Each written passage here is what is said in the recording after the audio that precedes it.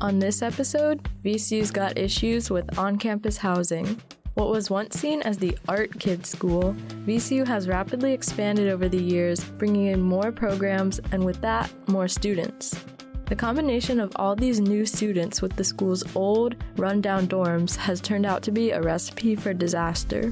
The housing for VCU students is just really bad right now. There's no point in bringing new students into it. You need to make sure that you can actually take care of the students that you have and not overdo it and then have everyone left behind just so that you can get more money.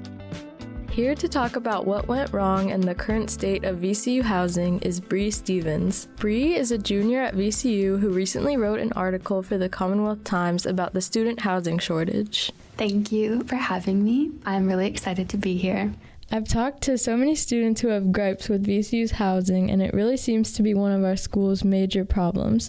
So how and when did the issues with VCU's on-campus housing start to show?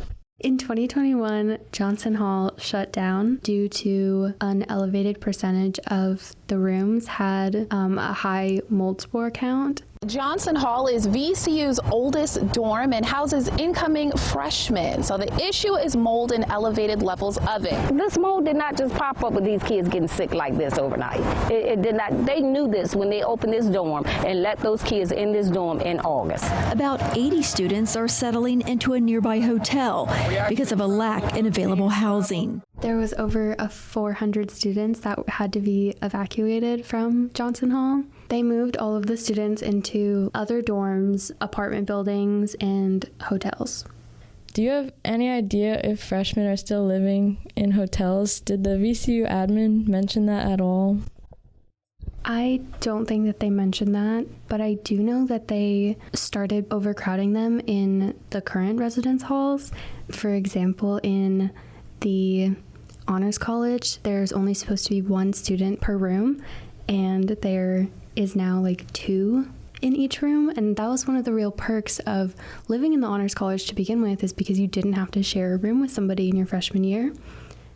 Do you think part of the reason why there's not enough on-campus housing is because VCU is admitting so many freshmen? A big part of it is because they're admitting so many freshmen. I was looking at the statistics earlier today. 3,500 of them were living on campus, which is about 80%. And it's crazy to me that they have such a high acceptance rate now. On top of that, they have, isn't it 100% if you have, it's a 3.5 GPA or higher, guaranteed admission? VCU says that this is, quote-unquote, an admissions process without the stress that comes with uncertainty in the college selection process. But Bree thinks it's just a money grab.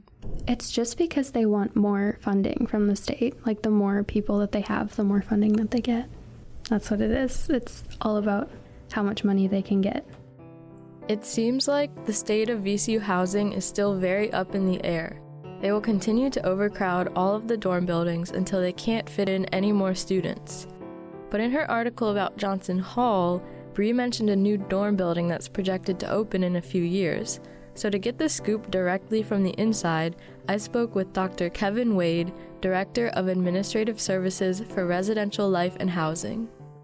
We are working to build a new residence hall, currently sort of across the street where the current honors buildings is situated, on Gray Street there.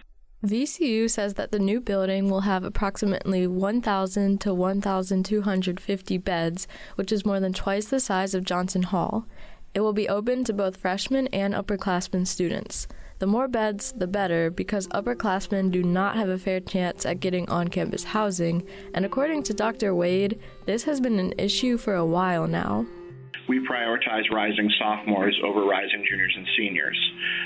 Because we prioritize it that way, that does mean there's some juniors and seniors, but there are juniors and seniors that haven't been able to get housing or potentially moving forward won't be able to get housing. That's not new since Johnson. We've known that there is need for more university housing for quite a while and have been working to increase on-campus beds. Actually today, a survey is being worked on to go out to students and they're working with a demand study to figure out, all right, what is the current demand for housing? What is the type of housing that students are looking for to utilize that to, educate our decision-making moving forward. What would you say to students who are frustrated or stressed out about this current situation?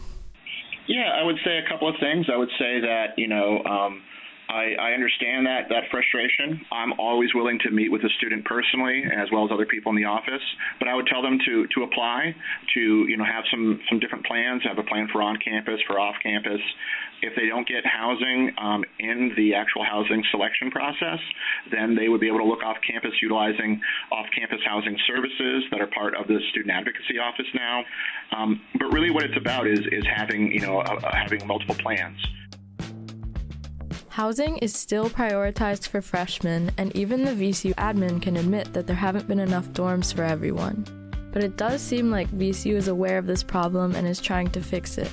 For now, though, all students can do is manifest that they'll get off that housing waitlist, start looking for off-campus apartments, and hope for the best. I'm Cate MacKenzie, and this is VCU's Got Issues.